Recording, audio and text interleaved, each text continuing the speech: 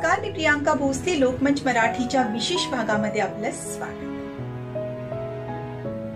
3 मे 1913 हा दिवस भारतीय इतिहासातील एक महत्त्वाचा दिवस, कारण याच दिवशी भारतीय चित्रपट सृष्टीची मुहूर्तमेढ रोवण्यात आली. आणि ती मुहूर्तमेढ रोवली होती ती म्हणजे दादासाहेब फाळके यांच्या राजा हरिश्चंद्र या चित्रपटाने.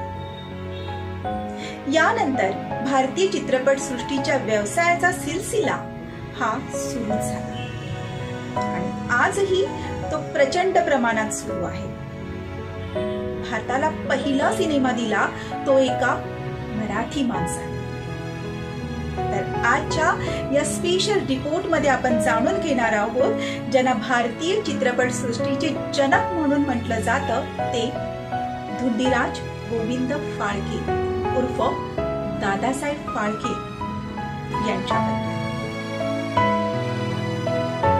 धुंडीराज गोविंद फाळके हे दादासाहेब फाळके यांचं पूर्ण नाव असून त्यांचा जन्म 30 एप्रिल 1870 रोजी नाशिक शहरातील त्र्यंबकेश्वर मध्ये झाला. त्यांचे वडील संस्कृत अभ्यासक आणि मुंबईमधील एल्फिस्टन कॉलेजमध्ये प्राध्यापक होते.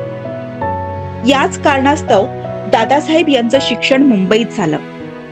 दादासाहेब फाळके हे सर जे स्कूल ऑफ आर्ट मधून शिक्षण घेतलेले सर्जनशील कलाकार होते. ते एक अनुभवी अभिनेता होते. हौशी जादूगर देखील होते.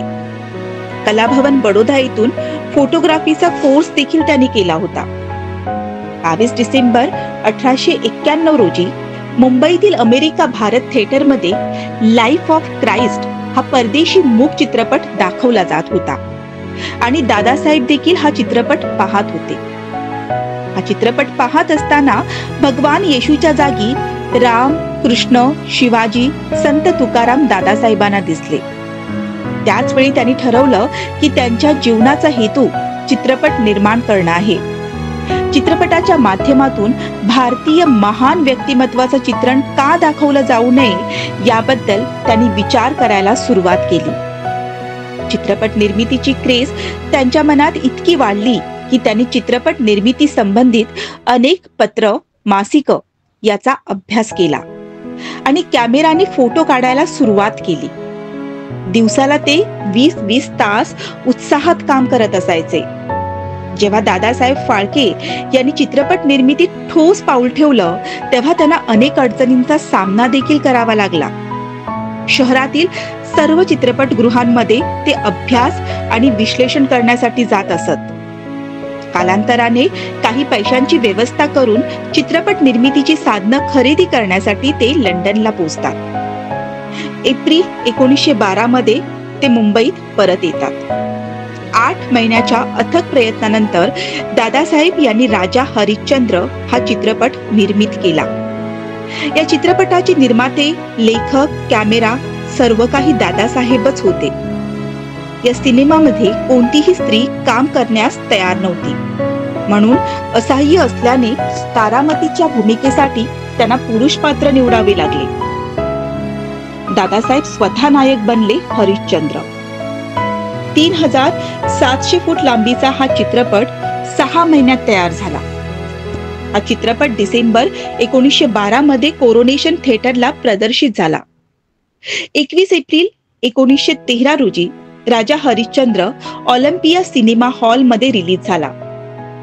केवळ पाश्चात्य प्रेक्षक नाही तर प्रेसने देखील याकडे दुर्लक्ष केलं.